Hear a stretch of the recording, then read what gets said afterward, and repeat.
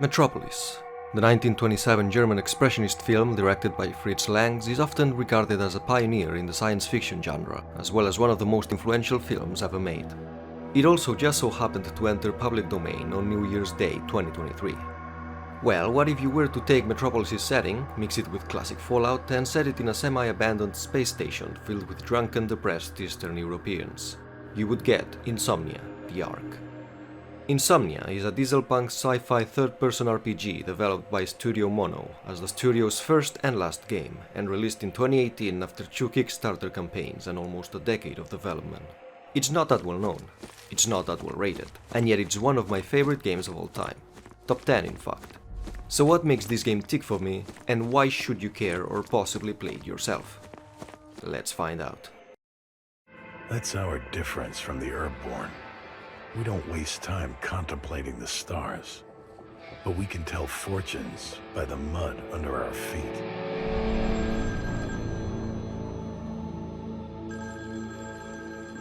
We are Thyper, the Bane of Mills, a mercenary past his prime who now spends his days wasting away in his hideout, drinking and reminiscing about the past. We have a debt hanging off our jaw, and our friend Broker contacts us just in time to give us a job that'll pay well. We need to meet with a smuggler by the name of Haster and take it from there. Time to go out and smell the ashes, old-timer. The prologue sets up the game's main story, as well as introduces the basic mechanics like combat or dialogue. Grabbing our gear, it's around this time where you'll likely realize every item in the game has an extensive description to help with world building and to ground you into its setting. Seems like Thyper created his sword out of a blade of an old ventilation turbine. We live in an abandoned gym overlooking Reservation D-106, the biggest settlement in the station besides Erb. What is Erb, I hear you asking? Where even are we, by the way? Glad you asked. 600 years ago, on the planet Tena Nui, the united hierarchy of Noma and Sorg started a war that would last 2 centuries and end with the lives of millions, and the planet pushed to the brink of an ecological catastrophe. When the disastrous outcome of the war became clear, one of the hierarchy's veterans, General Azar, sent the remnants of his army to secure Object 6, a megalithic interplanetary station that was part of a colonization project from before the war. The Ark, controlled by an autonomous navigation city, was launched into space in what would become known as the Exodus, with the remnants of humanity aboard heading off towards the fabled evacuation point, a distant planet with the right characteristics for colonization.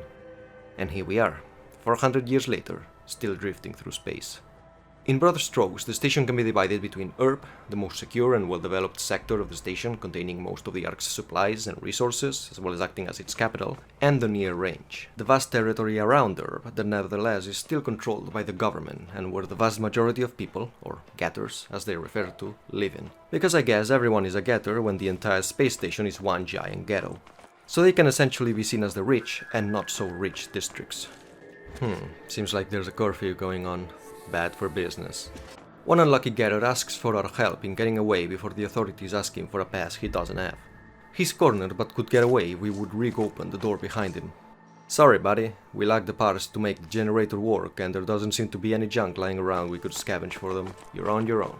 Lucky for us, our contact is near our hideout and one of the exits. We'll get in and out before the soldiers can question what we're doing armed to our teeth this late. Some getters are on their way home from their shift at the reservation's water purification plant, and we ask one of them chilling on the side for a cigarette. And they say camaraderie is that. Haster is someone we worked with 11 years ago, during the prequel comic. He's now a shadow of his former self. Had an accident where he got caught in a trap in the tunnels, and it left him with a couple meters of guts short and 2 missing vertebrae. The man has to use a crutch to walk, wherever he goes, even the bathroom. Our task will be to take the unusual package he gives us and smuggle it through the maintenance tunnels underneath Erb to whoever is waiting for us at the designated drop-off point. Even Thyper thinks this mission sounds fishy, but it's not like we have much of a choice. The area is heavily guarded by tie-rank troops in mechanized armor, as well as regular maintenance and security pods. We try and make use of stealth to scurry to our destination in time to witness the unfortunate end of a maintenance worker who took the wrong turn at the wrong time. The men at the drop-off are government. This job stinks. We don't ask any questions and leave. The sooner we leave all this behind us, the better. Let Erb and its bureaucrats pick up the pieces. On the way back through the tunnels, we get the drop on an unfortunate soldier and loot a submachine gun off of him. Now we're talking. The broken maintenance vent leads us back home, where our respite is short-lived as a mysterious man with cybernetic eye implants greets us with an electric glove and one clear demand. to be put in contact with our pal Broker. And just as we start acting out our 80s tough guy routine, our boss calls us through his terminal. Seems like the cat is out of the bag. The wind blows from afar. The wind brings a multitude of flavors. The bitterness of wilting grass, the freshness of waves on the sea in the glimmering dawn. The day has come, and the wind has changed. Only the ashes of endless fires float through the air now. There's no more wind to disturb the silence of the rusting tunnels.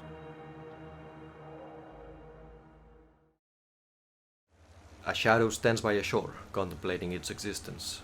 There are others like it, and one that is not. She is waiting. A corpse preparing to be buried. A firing squad. Pleasure girls. Rocks blocking the path already walked. The sun disappearing from the sky. The eyes are not here. There are no eyes here. In this valley of dying stars. In this hollow valley. This broken jaw of our lost kingdoms. Trembling with tenderness. Lips that would kiss, form prayers to broken stone. We are Citizen KZ0012, prematurely waking up from our big sleep, a multi-year hibernation procedure all citizens of Earth partaking so the station has enough food for everyone.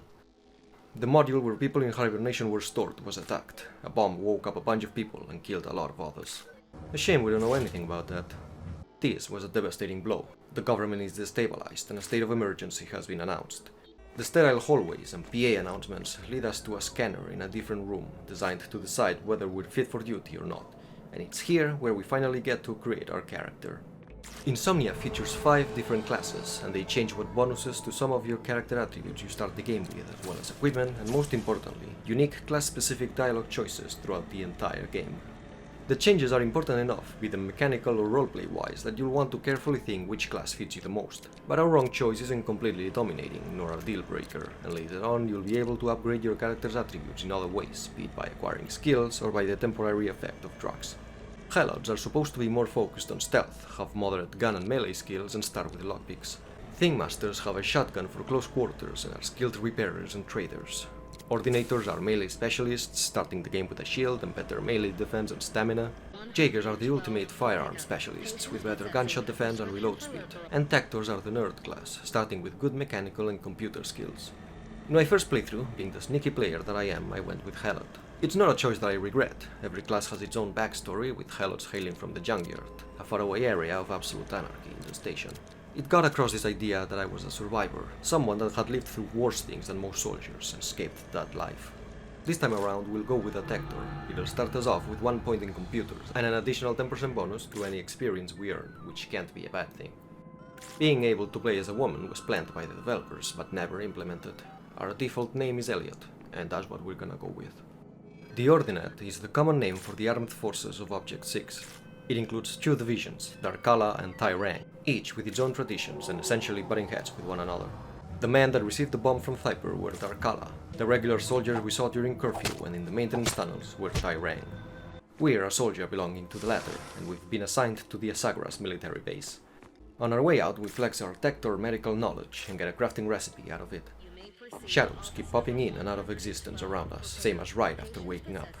Seems we're feeling side effects from a sudden waking from hibernation. At least let's hope it's due to that.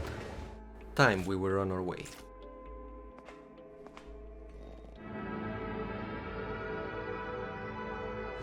Asagras is the main garrison of the Tyrang division. It's here where we're told our assignment will be to an ordinary provincial checkpoint, an out-of-the-way outpost near reservation D-106. Military people in Object 6 normally greet each other with the line, "We remember the dead sky," a reference to their lost home planet and the war that killed it. We also see for the first time a MAS, or multifunctional armor suit, the latest in armored infantry combat. It's not too big a spoiler to say you'll end up getting your hands on more than one if you play your cards right. We sell some clutter to the head mechanic, explore the area for some hidden goodies, and make our way further down the base. The giant door at the other side of the bridge is the entrance to Herb. Officer Farka is sitting by the checkpoint. Elliot doesn't know who he is, but we remember him from the prologue. Officially, the bombing was a tribute to a rebel group named the People's Wrath. But we out of universe know there's far more to this than meets the eye.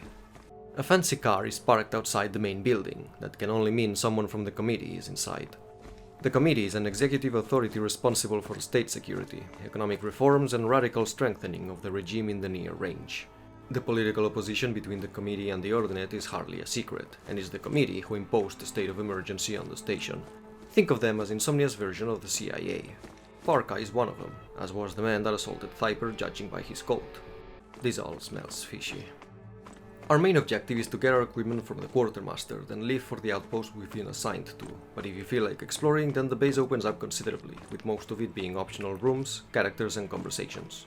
If we were any other class, the committee member the car belongs to would be dismissive, but as a Tector we managed to suck up to him enough for him to give us a side quest.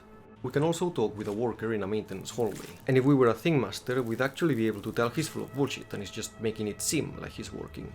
We sell the recipes we've already read to the cafeteria cook, and accept his request to take an owl statue he owns to try and take it to a fabled witch doctor out in the station for him to essentially sanctify. Dude hates his job and wants a promotion. And really, who wouldn't hate it around here? The quartermaster gives us our things. As a Tector, that means we get a special pistol, some healing items and 3 one-use-only cards to hack terminals, as well as some starting cash. Tokens are the official currency in the station. The inventory in Insomnia is grid-based, with items of the same category stacking up to a fixed amount and going over the weight limit, making it impossible to sprint. Now we're in business. Something players might miss their first time around is how you can go to the second floor by activating the elevator. Oh, wait a second.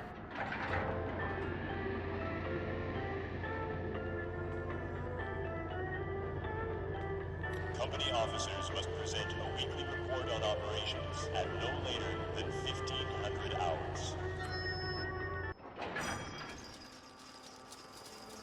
This leads you to the base's command center, where you can meet for the first time with Colonel Sabra, the base manager and essentially the de facto leader of the Tyrang division, as far as orders and general structure is concerned. An important player for sure, but she doesn't know us, and we shouldn't even be here. I'm accustomed to having at least one lockpick by the time I get here, be it from being a helot or randomly looting one from a container. Surprisingly enough, no such luck this time around, so some of the rooms I wanted to show off are blocked. Nothing too important, just some communal showers and sleeping quarters, but still worth checking out for some loot. With all of that taken care of, it's time to report for duty. One Captain Rebel welcomes us aboard the armored vehicle that'll take us to our workplace. A scripted, quote-unquote, random encounter will always trigger on the way to the base and serve as the first real section of the game where you're given a bit of freedom after Thyper. The barrier system is turned off, and we've quite literally run out of road, so we get some time off as our mechanic tries to fix the system. We can actually just wait for a few minutes and he will fix it without us needing to do anything, but we might as well stretch our legs. The shadows are not stopping. We look through discarded junk for anything useful in our travels, and a group of civilian militia warns us about unfriendly looters up ahead. Outside populated areas, the endless empty halls of the station are a free-for-all you don't want to find yourself in without some protection. We wait for the looters to end their conversation and take them out, one by one, in stealth. Doing that skips a mini-boss fight with a far tougher enemy that would appear from the door at the end of the room. The reason for the barrier system being down is now obvious. The looters were scrambling inside the generator. There are 4 minigames in Insomnia. One for hacking, one for lockpicking, one for disarming explosives, and this one for repairing generators. With that, we've made our mechanic's job for him.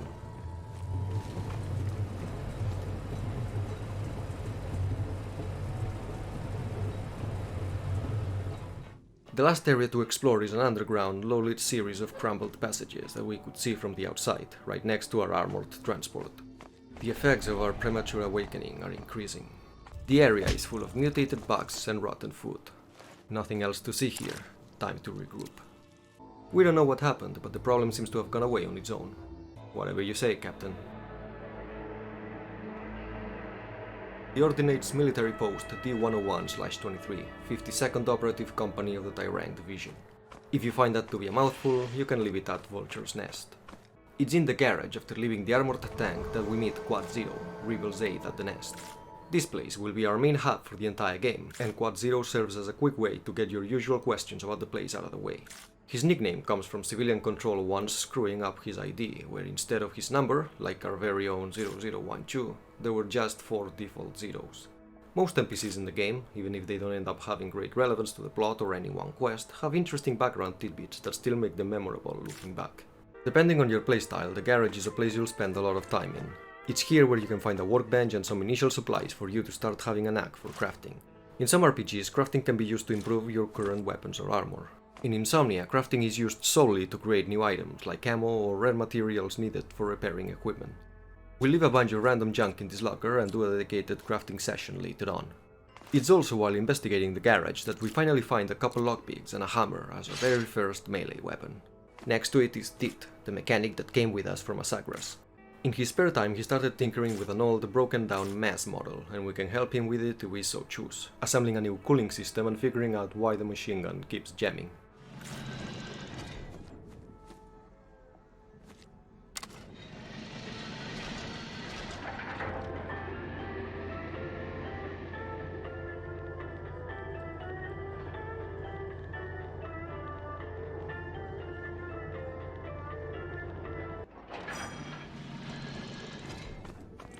The nest is home to a cast of interesting characters. Lashta is a shooter raised in Earth, bored from her life in the capital.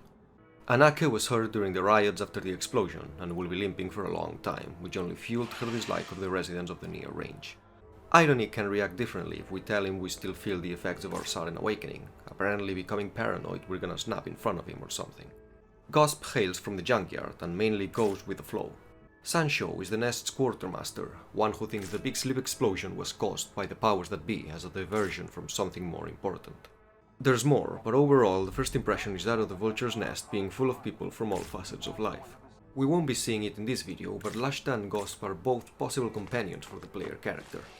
Near Gosp is Elliot's locker. It'll be the main container you'll be storing items in during the entire game, which unfortunately can make it pretty cluttered dozens of hours down the line.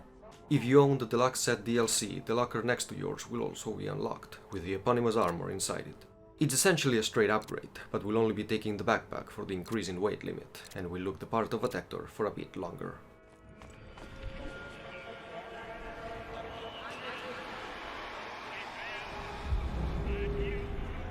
Hello, Captain Ribble. Excuse me while I steal your books. Reading certain books will reward you with a modicum of XP. Ribble tells us the state of things, and they're not pretty. After the committee issued the state of emergency, people on the streets have been restless, and the whole situation looks like a powder keg with a lit fuse. The nest's official orders are to help the committee look for revolutionaries. The captain doesn't have to say anything to make it clear he thinks the reasoning is bullshit, but you can't go against the chain of command. We're to visit Zone B10, where gatherers on edge have been demanding the deliveries of food supplies to start again. We'll assess the situation and act as reinforcements, which should probably tell you all you need to know about the way we'll be instructed to act on the matter. As a side note, we're paid a salary after every official mission, and it's up to us to use that money to buy food, pay for better equipment or repairs to our current gear. Honestly, independence and self-reliance like this are not bad things to teach your soldiers when living in such a hostile place as Object 6. In a first playthrough, players might feel like hoarding tokens until the endgame, but it's not worth it. This was my inventory at the end of my first playthrough, where I tried to do exactly that and ended up with almost 44,000 unspent tokens. After the first dozen hours, if you see something you think you might need or a piece of gear that would prove to be a good upgrade, go for it. Buy supplies, buy healing items, because Insomnia is a hard game and you can't take your money to the grave. Before leaving the vulture's nest, we approach the civilian area to get a feel for who are our neighbors. Black, with 2Ks, runs a bookstore of all things. To be fair, it wasn't his idea. He inherited it from his uncle and tried turning it into a brothel. But after talking to potential clientele and hiring and training girls, the authorities came and beat him up until he backpedaled, because there was already another brothel and they didn't appreciate the competition. Manik is Black's assistant, an older man with a docile, introverted personality who truly loves books from the bottom of his heart.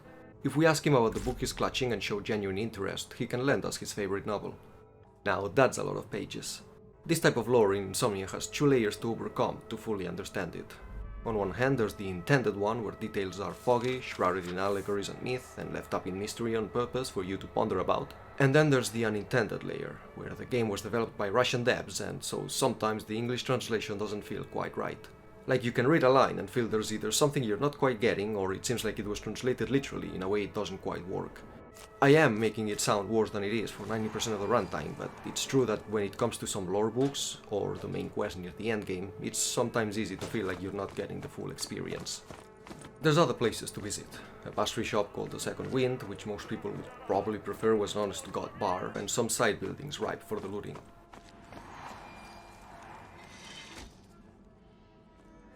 But for the most part we're done and ready to leave for our first official assignment. The world map in this game is represented as an isometric view of the entire station, with points of interest added as you learn about them. Random encounters are a thing, and we'll touch on them later on, but for now we're lucky and make our way to the checkpoint in a little over 5 hours. The place is a brewing war zone. Barricades, active fires, armor suits, guns at the ready. Even the civilians are armed. It's not pretty, and everyone is on edge. We meet with Lieutenant Yarwa, who tasks us with checking out the lower tunnels they didn't have time to seal off before the riots began. She sent some guys down there already, but hasn't heard back from them. We've been given permission to shoot to kill. Around this point we get thirsty for the first time. That's right, the game has survival mechanics. There are 3 attributes the player will have to manage: hunger, thirst, and one that will remain a bit of a secret for this video. Neither hunger nor thirst can be outright fatal, but they will reduce the player's health and stamina respectively. We meet up with a couple of the men sent down by Lieutenant Yarwa, one of them injured after stepping on a mine. They don't know if it was a recent addition or left over from the old times, but given the circumstances, Elliot probably guesses that'd be too big a coincidence. We're to carry on and try and find the rest of the lads, hopefully in better shape than the dude that stepped on a mine. Finding other explosives leads us to the minigame for disarming them. It's pretty simple really, you click on the outskirts of the circle until you align both frequency waves. The path is littered with mines, there's no way they're not recent.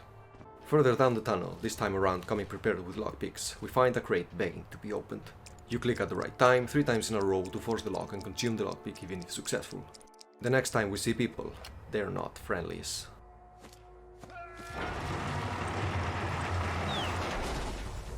Combat in Insomnia is fast-paced and extremely lethal. Both you and your enemies go down in relatively few shots, and reloading must be done manually.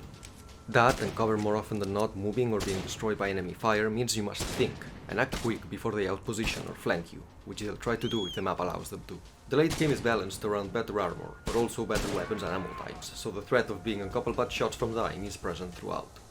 There's some jank as expected from a Slab Studios over-ambitious first game, be it in enemy AI or some of the other encounter designs, but all other aspects outshine it and make it feel part of a more cohesive whole. The feeling of being afraid of getting out of cover, of knowing just how valuable a single frag grenade can be in taking out a whole room, in methodically clearing a full building of people and slowly backtracking and looting the spoils, half-broken guns, dirty water, or handmade casings useful for creating your own ammo later on. Object 6 is a dangerous place, and combat may very well be the best impression on the player of the post-apocalyptic struggles the station has suffered from for the best part of 4 centuries. The place is rigged to blow, and we don't have the necessary knowledge to disarm the explosives. We can execute the last survivor or leave him to be arrested, but we must press on. One of the fallen rebels was carrying a lever-action rifle. We have 6 regular cartridges and 31 handcrafted ones. The latter do less damage and cause more bullet spread and weapon jamming, but it's better than nothing and still an upgrade to our sidearm. We carry on until from the end of a tunnel, a terrorist with a light machine gun starts laying waste on us. We hit him once, but need to hide before he turns us into mincemeat. A friend of his trying to ambush us proves the perfect occasion to try out melee. It is serviceable, if wonky. There's a roll, a block and a light and heavy attacks. Both parties are easy to stunt, and sometimes the hitboxes are kinda bullshit. But unless you're playing as an Ordinator, then close quarters combat will always be either a last-ditch effort or a way to rush at the last guy in the room so as to not waste any ammo.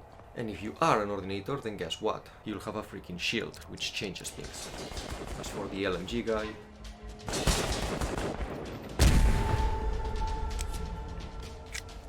We reunite with the rest of Yarva's men and confront the last of the anarchists. One more step and I'll blow up the outpost. We didn't manage to disarm the bombs back there, so his threat rings true. We'll try to play it cool, it's obvious he is way in over his head. We're friendly, we ask his name and try and make him see how blowing up an outpost full of innocent civvies up above won't solve anything. Gavver grew up in a nightmarish part of the station until he was rescued by the People's Wrath. He feels he needs to pay them back, but they are 3 remaining men and we have backup. It'll be a bloodbath. Finally, he lets go of the detonator. It's not the first time we hear about the People's Wrath. They're the rebel group blamed for the terrorist attack on the Big Sleep facilities. Thing is, last time we saw the bomb it was given to a bunch of Darkala soldiers. Just what the hell is going on? As we emerge from the tunnels, the unthinkable happens. The garrison opens fire on the population. The ground is littered with corpses. Unbeknownst to them all, we just saved them from blowing up, only for them to end up shooting each other. The getters were armed, and we don't know who shot first, but at this point, does it matter? Yarba doesn't like how things panned out either, but thanks us for resolving the other issue, and the local quartermaster rewards us for it. Had we failed at our task, the only reward would have been the smoldering ruins of the entire outpost. Nothing else left to do but to report back to Rebel. Back at the Vulture's Nest, the captain congratulates us for the peaceful resolution to the People's Wrath attack. Peaceful. Our next mission will be to head to Zone D96 and find a patrol with whom we've lost contact. We gather our things and move out.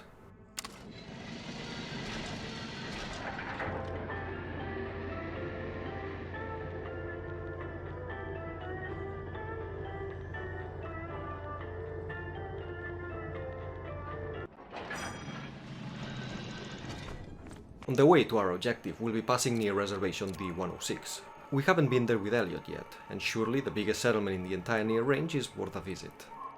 The place is under curfew no longer. A man is watching over the rusted tin can he calls a car, fearing the moment he looks away some squatters are gonna drag it away to sleep inside it. He asks us to keep an eye out for his partner. Close by we can enter Honor's pharmacy. He's friends with Viper and we actually talked with him in the prologue. Every corner in Insomnia has hand-placed assets that add a human touch to the level, and nowhere is that more obvious than inside buildings. Every shelf will have different clutter in it, every table will tell you something about the person it belongs to. In that way, Object 6 is given life without a single line of dialogue being needed. Looking to make some money on the side, we ask Connor for some courier work. A patient of his has advanced intestinal cancer and needs painkillers ASAP before his screams alert the entire neighborhood. We're told we'll find him in a hole in a wall next to a store called Bosniak's Thingamajigs. Hub areas like the Reservation, Sagras or the Vulture's Nest all have their own map screen for you to orientate in. It's here that we get our first hacking minigame, and it's as simple as it seems. We're to match the same 2 codes in the allocated time. On the other side of the door we find a soul container with one fucking RPG just sitting there. Well damn.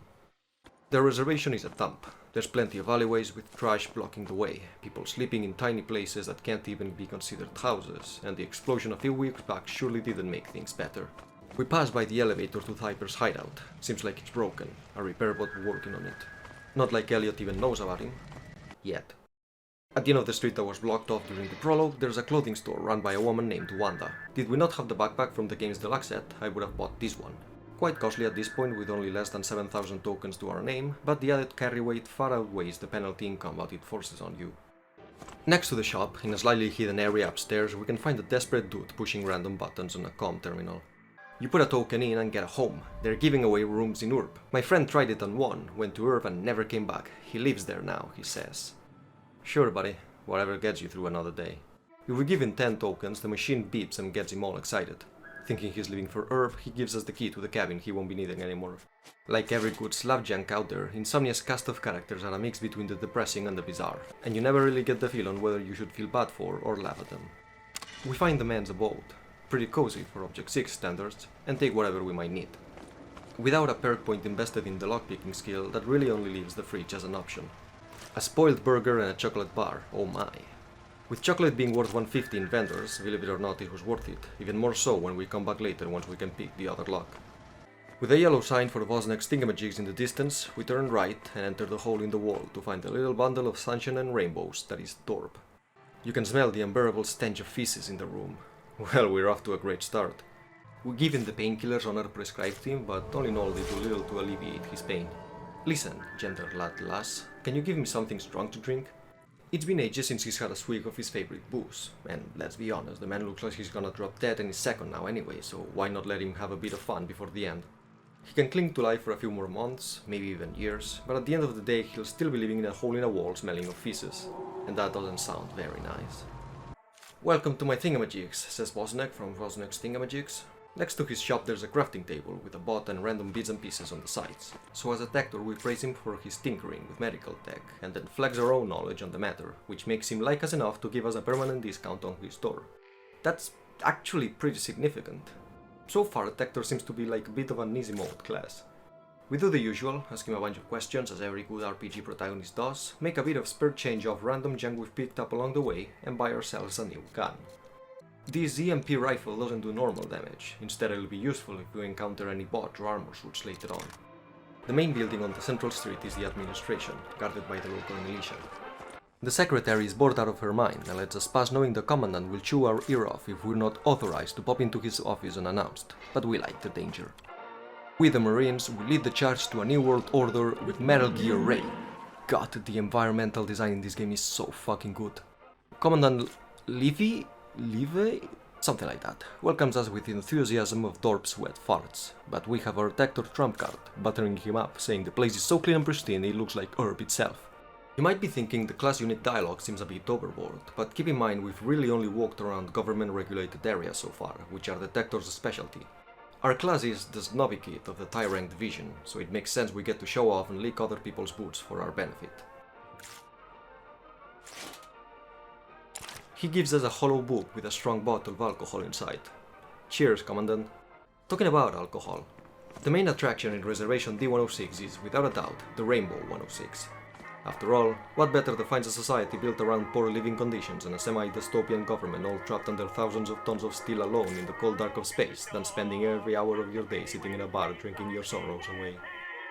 A funny-looking man by the name of Grank runs the establishment, and you know what they say about rumors and barkeepers going hand in hand. Refugees from other outposts, the committee constantly asking questions, overall paranoia after the terrorist attack, and on top of that a cold war between the reservation's two big factions. That's right, forget about the TIE rank or the civilian militia. This place counts with its own religion, called the House of Beakera, and a 400 years old criminal organization, the Sons of Morak. Things are getting spicier, and we'll visit both groups soon enough. Before that though, we owe a cranky old man a drink to die for. Nobody orders this swill anyway, 400 tokens, pays 200, walks away. It's also in the bar that we meet with Lyra, the partner of the car lad. Only, she has less than stellar things to say about him. My first boyfriend loved me and beat me, the second one didn't love me and beat me.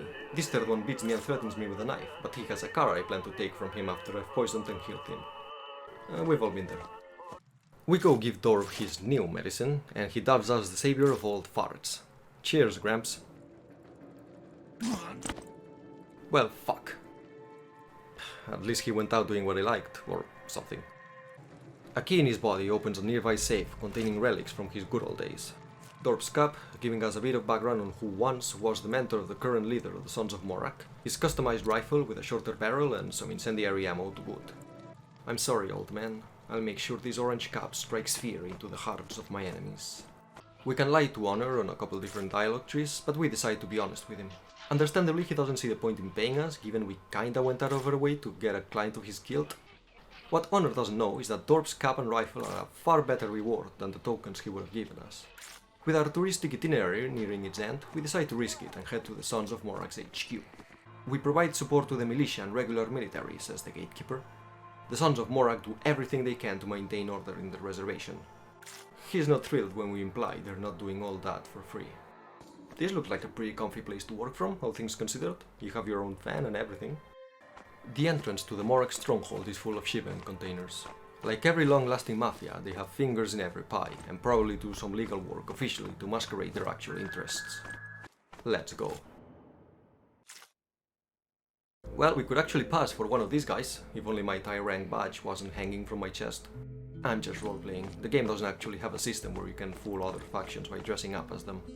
The place is extremely well guarded. Practically every man around is carrying, and I doubt they'd get in much trouble even if they were to shoot a government soldier in broad daylight. You know the deal. We help maintain order and you keep your nose out of our business. It's a fairly transparent policy. Sorry, someone forgot to tell me while I was sleeping. The Sons of Morak have a small army in numbers, with their history dating back to the Exodus. When General Azar was sent to secure Object 6 at the end of the war, the eponymous Morak realized there were far fewer people in the evacuation lists than the station could contain. Thus, he led his men to storm one of the entrances, saving dozens of thousands of lives in the process. Heroic, but most of his efforts ended up being in vain.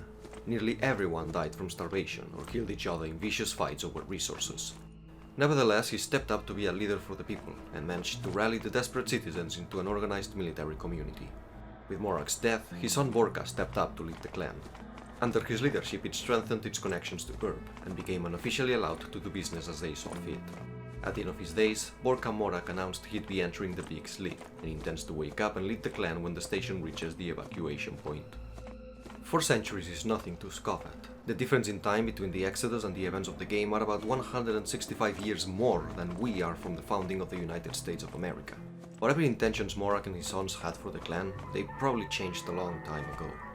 We'll have to dig deeper to find out, but that sounds like a task for another time. We're stopped at the inner gate. It's time for us to leave. Quite literally across the street from the giant warehouse that acts as the Morak fort, we will find the entrance to the reservation's most eccentric faction, the House of Beakera. We talk with a man wearing a mask and a heavy-looking backpack, and things do nothing but get weirder from here. Let me guess, you're looking for a bit of peace, some answers to questions that surface from deep within. You seek enlightenment and something to lift the spirits. None of that shit interests me, friend. Beakera is the largest religious cult in the station, one that was formed not that many years ago by a man named Offerrod, yet has managed to amass a huge number of followers, enough to rival the Sons of Morak in power. Join the servants. If you show diligence on the Forgotten Path, Offerrod may choose you. Beakera translates to Forgotten Path, and it's a concept based on station mythology, religious history, and Offerrod's personal psychedelic experience. It promises a way for a person to exit reality and enter timelessness, a space of all possible variations. Offerrod preaches that timelessness offers real freedom, since there are no links to past, present, or future. This is the House of Beakera. The story goes that after suffering through hardships aplenty, Offerrod escaped his birthplace of the junkyard and moved to the reservation. A few years later, he had his first taste of wax, a strong stimulant and psychedelic drug. From it, the Forgotten Path was born, and from that, hoped for a way to save his sick son. The House of Beakera is a syncretic religion that experiments with the mind and fuels the wax manufacturing facility located underneath it. Do people truly believe, looking for a way out of their miserable daily lives like the men playing with the comm terminal? Or are they just junkies looking for a fix? We get to ask a whole lot of questions to different people all around, as well as accessing the blacksmith and other parts of the facility. As with Morak's people, we're not truly welcome here. A stranger, a soldier no less, snooping around without actually showing any intention to join in. Our curiosity sated, we decide to leave. Not only this church, but the reservation as a whole. It's time to head for Station D96 and find that missing patrol. We load into a room shrouded in darkness, red lights and broken down bots. Something's not right. The shadows, they're stronger. Sergeant Segazur's first instinct upon seeing us is taking off the safety of his weapon. His unit was patrolling nearby when something attacked them, and he was ordered to fall back and tend to the wound by the lieutenant that marched ahead. There's no communication with command. The bots in the area all seem to have been hacked, and the supplies are running low. We decide to go look for the lieutenant. Perhaps we'll learn more about the situation and who would dare attack an entire patrol unit of armed soldiers. Indeed, the automated turrets spring out to greet us the instant we try to move past our current position. The purple liquid on the ground is acid. Touching it will kill us in seconds. For how early in the game you can access this mission, it's actually a pretty substantial difficulty spike. The turrets are relentless, and lower caliber weapons like pistols or SMGs are unable to penetrate their armor. Your best bet is coming here with some EMP grenades and your weapons all repaired. If you're not the kind of player that likes forward thinking and preparing for what you might encounter next, you won't make it far in Object 6. The shadows are more pronounced than ever before. The smaller bots can be taken out in melee, interrupting them before you give them the chance to shoot. Along the way we find a myriad of corpses, soldiers and technicians alike, the latter in the wrong place at the wrong time when whatever happened here happened. Inside a locked container we find a hunting knife, which is an upgrade to our garage mallet. With it we can do a 3-step combo, bound to be useful with human opponents. On the other side we see a stopped train. Bots and soldiers are lying on the ground alike. And then, at the far end of the tracks, we see it. Green flickers of energy, ominous shapes and sounds darkening the world.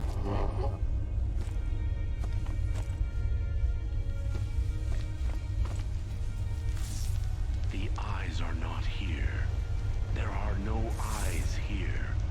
In this valley of dying stars. In this hollow valley, broken jaw of our lost kingdoms.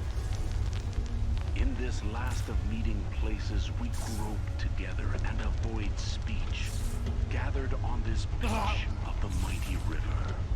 Sightless unless the eyes reappear as the perpetual star, the multifoliated rose. Lips that would kiss, born prayers to broken stone.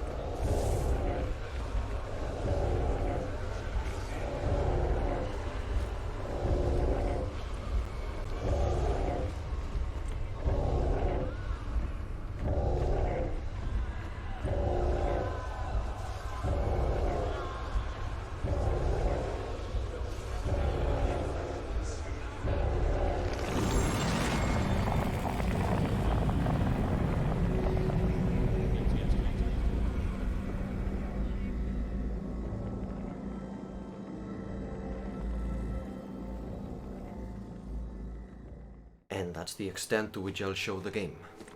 I know, but I made this video knowing most of you had never even heard about Insomnia before. The game, not the, you know. I wanted to show you a game that was overlooked by people, but didn't want to spoil you in the process. What we just went through together was essentially the end of Act 1, if you can call it that. We're 5 hours into a 50 to 70 hour long game. 30 hours if you just rush the main quest. We've barely scratched the surface. And if you thought the mystery of who ordered the explosion at the beginning of the game was all we were gonna get besides generic soldier dude missions in between, you are so wrong. There's a lot I didn't touch on, because at this point in the story it wasn't unlocked yet, like the other two hub areas, the Junkyard and the Square of Glory.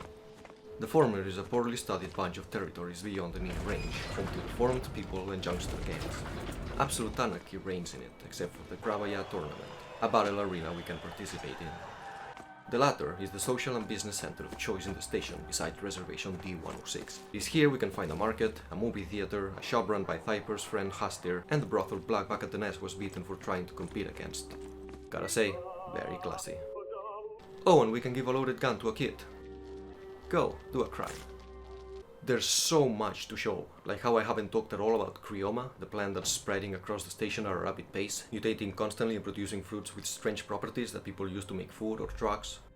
Or how not everything was sunshine and rainbows with the game's production, and showing you Insomnia's different builds and demos from when it was fully isometric to the 2016 demo that's essentially an edited version of the prologue with Thyper, giving you more freedom and showing signs of content that was ultimately cut. Or how I've barely mentioned the random encounters and their implementation. How the setting being sold to you as a giant half-destroyed series of rusted empty corridors, random encounters feel like you're coming across something by pure chance, like you shouldn't be there. I haven't shown many, so I'll put a list on screen so you can let your imagination run wild in the meantime before you play the game yourselves. So, having reached this point, I'm hoping some of you just get it. That I don't have to try and put into words why I like this game so much, that you were able to see it, feel it. If not, I guess the big word I'd use to describe the game is cohesion. Cohesion between story and world building and mechanics. You can really tell the developers were in love with this universe and it was part of their lives for almost a decade. Every single clutter item in the environment, every single armor or weapon design tells the story of this millennia-old space station falling apart, adrift in space for 400 years and the miserable lives of the people inside of it. I have genuinely never seen anything quite like it, and the fact it's a hidden gem among hidden gems is a bit of a shame because I'm sure tons of people would love this game if only they knew it existed. So here's my little contribution to that. At the beginning of this video I briefly talked about Metropolis, and I feel like bringing it full circle. Truth is that upon release the movie's narrative was negatively received, seen as hammy, with the director himself being dissatisfied with it.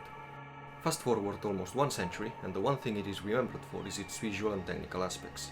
That is the area Insomnia heavily drank from, with the developers outright stating the concept for the game was 1927's Metropolis but as a semi-abandoned space station. And they succeeded. If nothing else, beyond the junk and the bugs and whatever else you might think about the game, they made up and executed what is in my opinion one of the coolest settings we've ever seen in a video game. It was a pleasure spending some time showing it to you. Thanks for watching.